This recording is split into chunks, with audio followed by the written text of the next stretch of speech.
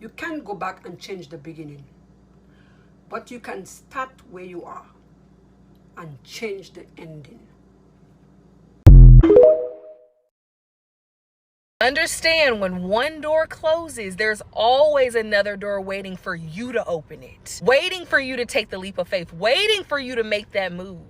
You have to go after. You have to be willing to yank that door open, bust it down if you have to. And if you're not seeing the opportunities, create the opportunities for yourself. Build the damn door if you have to. Remember, you are the co-creator of your life. You hold the power. Remember that.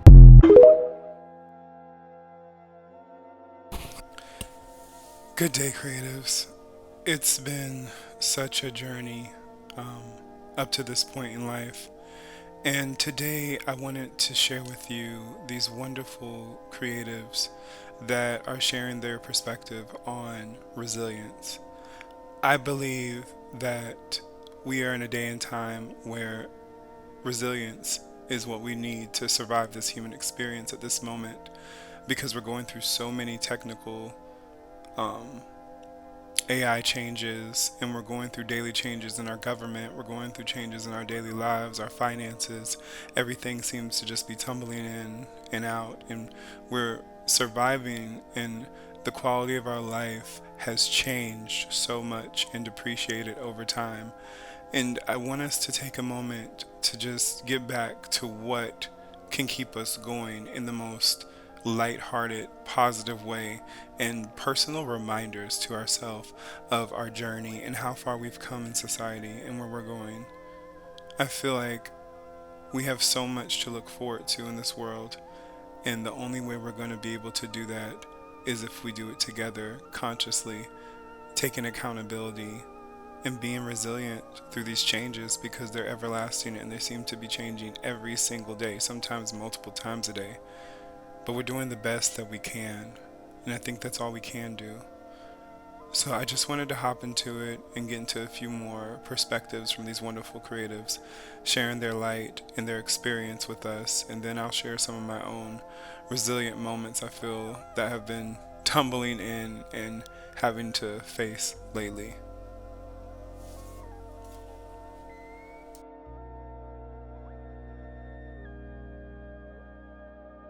If you've been through narcissistic abuse, you've been through hell. You understand how cruel they can be, how manipulative they can be, the psychological and emotional abuse, and how it damages you, how it eats you up from the inside out. And that is a form of suffering that if you've been through it, you would never wish it on anyone.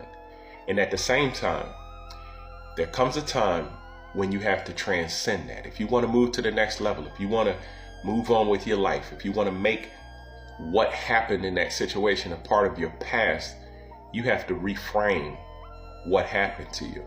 You have to transcend it. You have to put it in its place. And that takes mental toughness. That takes emotional and mental resilience. And that resilience comes from understanding who you are and what your purpose is on this planet. And so when you have the mental fortitude to see everything that happens to you, just like Nietzsche said, whatever doesn't kill you makes you stronger. And if you can see everything that happens in your life not as happening to you, but as happening for you, then that gives you a different type of mental fortitude, a different type of resilience, to where you understand that that narcissist came into your life to teach you a lesson, to teach you something about yourself that you didn't know before. Because just like someone else said, circumstances do not make you, they reveal to you the truth about who you are. And so that narcissist, if you think about it as them when they're abusing you and doing everything, the atrocious things they did to you, just like a sculptor, when he's sculpting and he's making a masterpiece, he's chipping away all of the pieces. Or when you're in the crucible, that fire is getting rid of all the dross, is taking out every impurity that's not you, so that the true you can be revealed. You see people who go through traumatic things and insurmountable odds, and they use all of those dark nights that you had, all of the tears that you cried, all of the things that you went through in those quiet moments, some things you haven't even told anybody, those things are not in vain. And I want you to understand that it's not in vain. You take all of that energy, everything that you've been through, whether you use it to write a book or to help other people or to just become more conscious and to deal in your relationships with people on a different level. Whatever it is, learn to take all of that nastiness and cruelty that you experience from this person who didn't have in them what you have in you. Take all of that and use it as fuel to propel you into a whole new destiny, into a whole new state of consciousness, into a whole new level that you didn't see, that you couldn't see while you were in that relationship with that person who didn't deserve you in the first place. You got this. Be strong.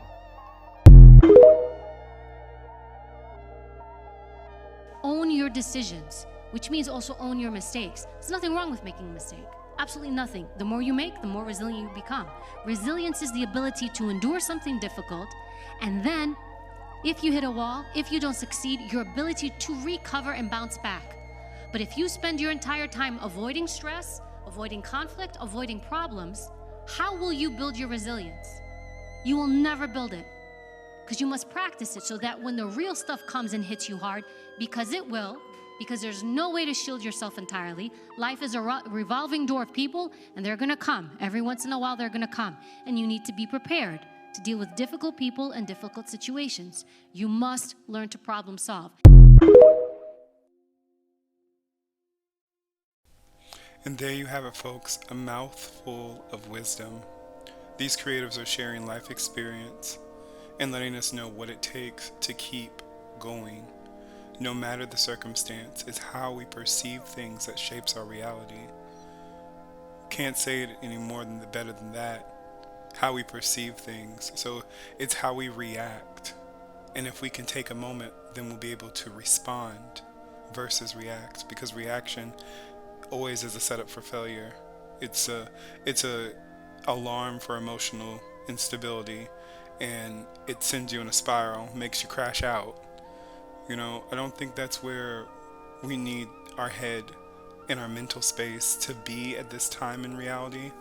I feel we have so many changes that we can only guesstimate the outcome, and I feel that the best thing we can do is keep mental clarity, keep going forward, keep being grateful for the moments that we have in the present. Because when we think about the past, we get depressed, and when we think about the future, we are anxious. So we have to remain in our gift, which is the present. And I have to remind myself of this so much, so don't feel like you're the only one. And I feel like my whole experience on this plane existing has been full of resilience, from dealing with my peers in school, from dealing with the adversity of religion, from dealing with work, and just having to survive and thrive and psychologically make people like you to play this game that goes back and forth. It's tiresome. It's like so much to it just to make a living, and we're all here on this planet trying to do the same thing, thrive. But it seems like America, in the state of being, we are in a spiral of survival mindsets and attitudes and behaviors, which is causing us to act erratic and have all this crime that's not even just the physical crime in the streets I'm talking about the mental warfare that has been placed upon us through advertising companies, through our local political parties, and is just flooding us everywhere we go. Even now at the gas station, when we're just trying to get gas, we're at the pump, we can't even not see commercials for like 5 minutes. We're being flooded with information constantly, sound.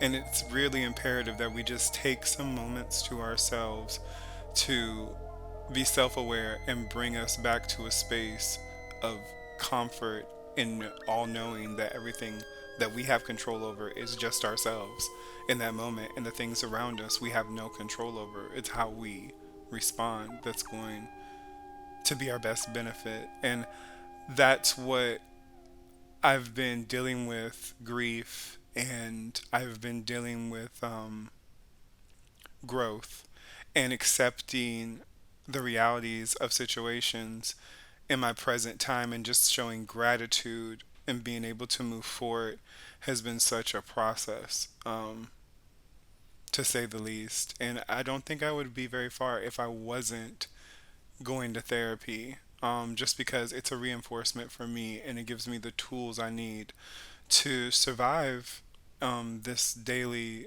you know, a rat race. I feel like that's what America is just a plain old corporation and a rat race. And those who want to play the game to win, you have to play to win.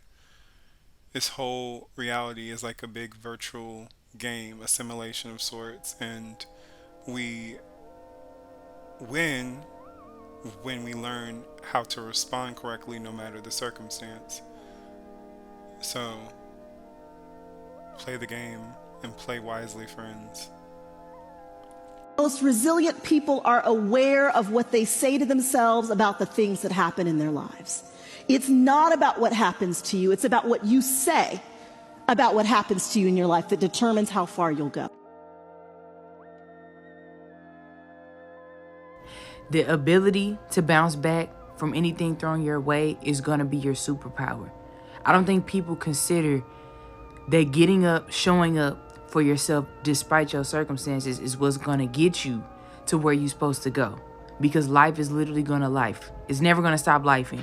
Once you get this under control, something else is out of control. Then you got something else to worry about. Then you got your friends. Then you got your family. Then you got your job. Then you got your business. Then you got your blah, blah, blah, blah, blah. It's like you got to be able to bounce back, because no matter what life throws at you, just know that it's a test, and it's going to get you in the end to where you're supposed to go. If you just get through it, if you just fight through it, if you just are able to be resilient, I'm telling you, that's a superpower. The reason you the villain in their story is because you crush their ego. See, when you put them in their place, or just cut them off altogether, you cause a narcissistic injury. Just think about it. They spent all that time studying you, your triggers, your weaknesses, your insecurities, just to use that against you and break you down. They use kind gestures to gaslight you, confuse you, make you compliant. They put all that effort in just for you to figure them out anyway. Once you see through the facade, you take their power away, because that's what they fear the most. They fear you might even expose who they really are, because their whole identity is based off of an image. When you see the truth, you hold up a mirror to their reality, and they can't handle that. Once you cut them off, you cut off the energy supply that they was getting from trauma bonding with you. And to them, you the bad guy, because you're not playing the role that they assigned to you in their make-believe world. So yeah, sometimes you're going to be the villain in their story, and that's alright, because it's not about hurting them, but it's about protecting yourself, you know? And yeah, while you might be a villain in their story, that's what's going to make you a hero on your own.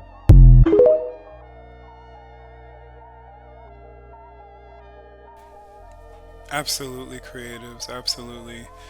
These last few creatives just shared with us a mouthful again, and this time it was on different perspectives, from dealing with narcissists to dealing with ourselves. And remember that we're only in competition with ourselves on a daily basis, and we must gain or control over our mental fortitude, because this is what is going to keep us self-aware and going to keep us in balance on a daily basis in today's society.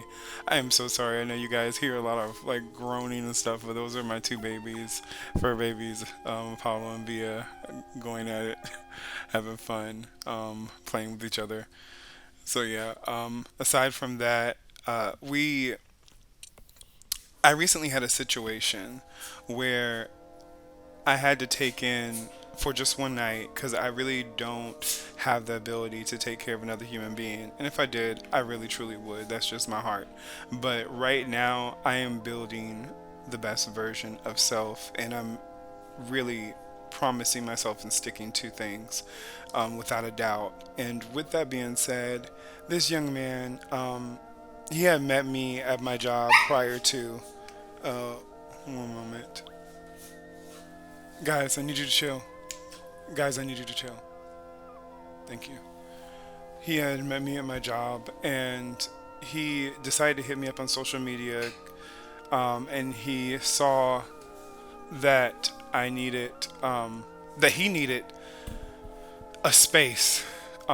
He needed a safe space because he had recently had a moment where he came out to his family, and it wasn't the best reception because, you know, he's from the South, they are very conservative, and he got the lines blurred when it came to understanding family boundaries and respecting their beliefs. And you would think at his big age he would have, you know, reconsidered just blurting out what he felt at his heart, but in the same breath, when you're with your family, you should feel the freedom to be who you are and be yourself, and I understand that wholeheartedly. So this young man's like a big kid at heart, and he was seeking a safe space so he could collect his thoughts and figure out what his next move was going to be, because when he decided to come out, he received very much so backlash from, you know, his mother, his aunt and uncle, and they wanted him out of their house, and that was sad, but he had nowhere to go. And you know, with that being said, I did what I could for him, got him some food, got him what he needed, you know, a few items to take with him so he could just be good and carry on. But what I did share with him was, you know, knowing the right moments and really reading the room and understanding who you are and knowing when to share, because not everything needs to be shared. There's a time and space for everything that we go through in life. And with that time and space, we need to be wise with our actions and what we plan on sharing, because that can be used against us. Sometimes the people closest to us are not really for us. Sometimes the people closest to us are looking for a way to bring us down, and it's unfortunate that the human psyche can work that way sometimes, but it's where you have to have boundaries and protect yourself and your mental. And when he shared all this information with me, you know, I was very empathetic, but I also wanted him to be aware of, you know, the family's point of view, being that this is their beliefs and this is how they felt the whole time. And, you know, they may have never said this is how they feel against the LGBTQIA community plus, but some things don't have to be said when people are supporting certain parties, have certain religious schedules, have practice certain beliefs. These are the things that kind of like tell you without telling you what would be a good idea and what not to. And, you know, I disclosed with him that it wasn't the best idea when he didn't have his basic necessities met when it comes to shelter, food, and work down, where he didn't need them if he felt the need to share his true self. And, you know, he thought about it, and, you know, it's a hard pill to swallow with that being said, but like, that's something I wanted to share on here, because that's a form of resilience, you know, when it comes to, you know, your sexuality. And if you are, you know, finding yourself and you're younger and you're looking for ways to express that, and you know the people closest to you just don't agree with that lifestyle whatsoever, but you know that's who you are at heart, I think it's really best to protect, you know, keep your priorities together and protect your safe space at all costs until you're able to be on your own and express yourself the way you like to be perceived. That's just, it sucks, you know, not being able to be authentically yourself. And, you know, we hear so many speakers tell us, oh, just be who you are, just be yourself. But society is completely against that. They want you to conform. They want you to be just like the next person to find that relatability and that commonality. And when you stand opposed against that or set apart from that, you're going to get hit with adversity and backlash from the people closest to you. And there's really nothing you can do about that. The only thing you can do is stand strong in your mental fortitude and be resilient, and knowing who you are and loving them from a distance, and hoping that they one day could do the same for you. So yeah, if you are in the closet or you're trying to find yourself and you don't have that type of support system, there's ways to find that online. There's groups out there that you can find out and put yourself in when you have the privacy and time to, and be heard and seen and respected. And I think that's the best way if you're not in a space where you can really truly be yourself. But in that same breath, I also wanted to share, we want to be wise and so self-aware and empathetic that we understand that these individuals around us have their own reality that they've created about us and their own idea of us, because we exist to everyone in their own mind a different way, and we have no control over that. That's their representation of us to them. That's how they perceive us, and there's nothing wrong with that. But when you want to change that perception in its entirety, it takes a lot of work. It really does. And it takes bravery. You got to be courageous in your self-belief and stand true in that. But I just want everyone that doesn't have that safe space with their family, and it may be I know it's very unfortunate, but no, there's so many people out there like you that will love you and respect you and support you for who you are. And this page right here, we are a safe space for you to be yourself and respond accordingly, no matter your sexual orientation, no matter your religious background.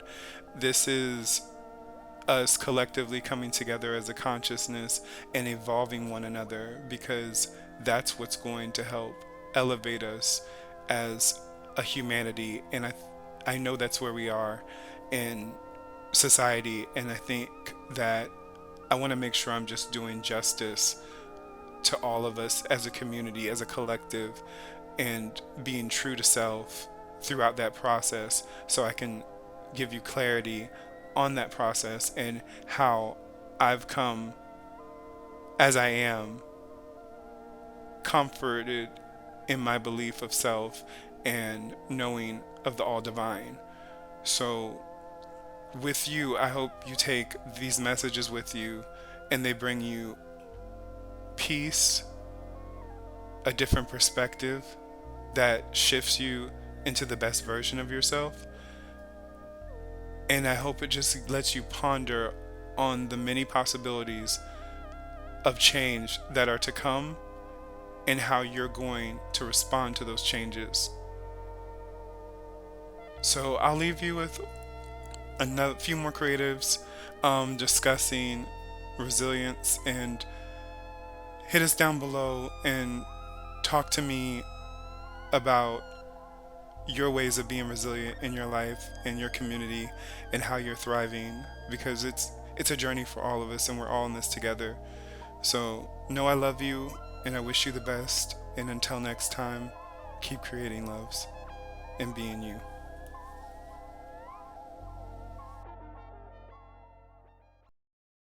You can call me selfish or whatever, but one thing that I'll never give a damn about is somebody tripping on me prioritizing my peace. Because that's something I'm going to do to the day I die. If you got an issue with that, then you just going to have to be mad. I'm living my life for myself. I'm giving myself the permission to authentically be me, not for the approval or opinions of others. And I'm putting myself as a priority. I'm giving myself the opportunity to find things that bring me joy, happiness, and peace into my life.